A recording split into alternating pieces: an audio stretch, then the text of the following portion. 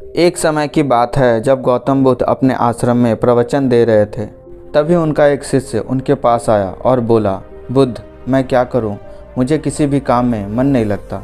मैं मन को साधना चाहता हूं, मैं मन को शांत करना चाहता हूं, मन को एकांत करना चाहता हूं, लेकिन मेरा मन है कि कहीं लगता ही नहीं, कभी शांत होता ही नहीं, हमेशा भटकता ही रहता है। अब आप ही बताइए बुद्ध कि मैं क्या करूं?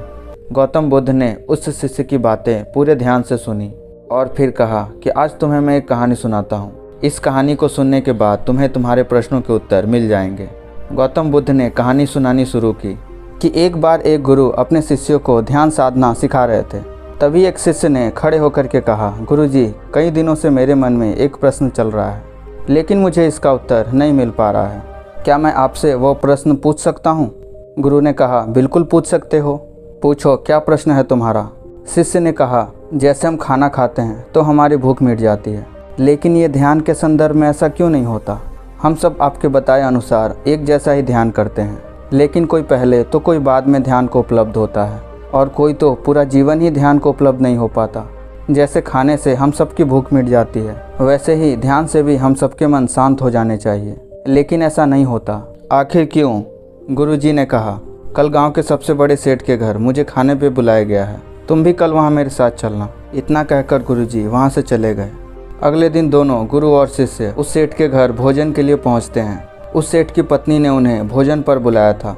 उन दोनों के साथ ही सेठ भी भोजन करने के लिए बैठ जाता है। जैसे ही वह सेठ भोजन की पहली निवाली अपने मुँह में डालता है, वह थाली को दूर फेंक देता है और अपने नौकरों को चिल्ला करके कहता है, कैसा बेहुदा खाना बनाया है, इसमें बिल्कुल भी स्वाद नहीं है, जाओ और जा कर के मेरे लिए दूसरा भोजन बना करके लाओ। और वह वहाँ से उठकर चला जाता है। सेठ की पत्नी उन दोनों गुरु और शिष्य से माफ़ी मांगती है और बड़े प्रेम से उन दोनों को भोजन परोसती है।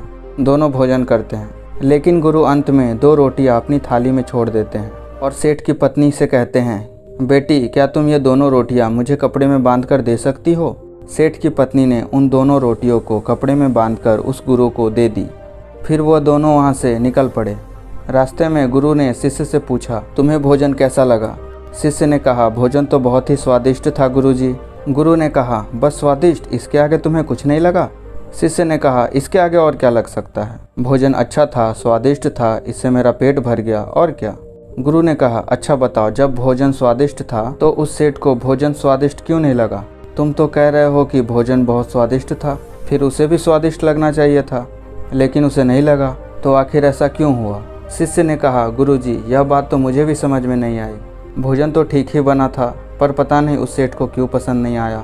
मुझे तो कुछ समझ में नहीं आ रहा है, आप ही बताइए।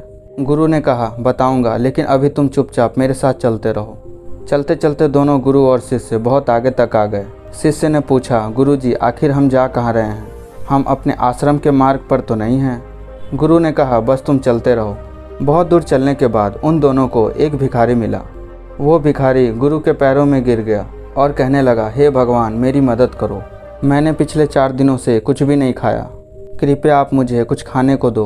गुरु ने उस भूखे इंसान को एक पेड़ के नीचे बैठाया, फिर वो दोनों रोटियां उसे खाने को दे दी। रोटियां देखते ही उस भूखे इंसान की आंखों में चमक आ गई। उसने खाना शुरू किया। खाते वक्त उसकी आंखों से आंसुओं की धारा बह रही थी। वह रोता जा रहा था और खाता जा रहा था, और साथ ही ऊपर की तरफ कुछ इशारा भी करता जा रहा था। शायद उस अनंत शक्ति का धन्यवाद कर रहा था इन रोटियों के लिए कि तूने ये रोटियां देकर मेरी जान बचा ली। रोटियां खाने के बाद उसने गुरुजी का धन्यवाद किया और वहां से जाने लगा। गुरुजी ने उससे रोककर पूछा, भोजन का स्वाद कैसा था? उसने कहा, स्वाद तो था ही नहीं भगवान, इन रोटियों में तो साक्षात परमात्मा था, जीवन था, अमृत था इन रोटियों में। इतना कहकर वो गरीब इंसान वहाँ से चला गया। उसके जाते ही गुरु ने शिष्य को समझाते हुए कहा, देखो, भोजन एक ही था, लेकिन सेठ को उसमें जरा भी स्वाद नहीं आता, लेकिन तुम्हें स्वाद आता है, और इस इंसान को उस भोजन में स्वाद नहीं आता, बल्कि जीवन, अमृत और परमात्मा नजर आते हैं। इसी से समझा जा सकता है कि भोजन और इंसान की संतुष्टि में कितना अंतर है। सेठ को इस भोजन से बिल्कुल संतुष्टि नहीं मिलती, तुम्हें थोड़ी संतुष्टि मिलती है, लेकिन इस भूखे इंसान को उस भोजन से अनंत संतुष्टि मिलती है। बिल्कुल ऐसा ही ध्यान के संदर्भ में भी होता है। जिसकी जितनी बड़ी चाहत होती है, जितनी बड़ी प्यास होती है, वह उतनी ही जल्दी अपना रास्ता बना लेता है।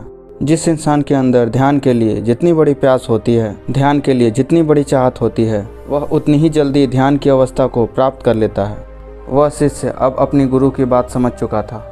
उसे अपने प्रश्नों का उत्तर मिल चुका था।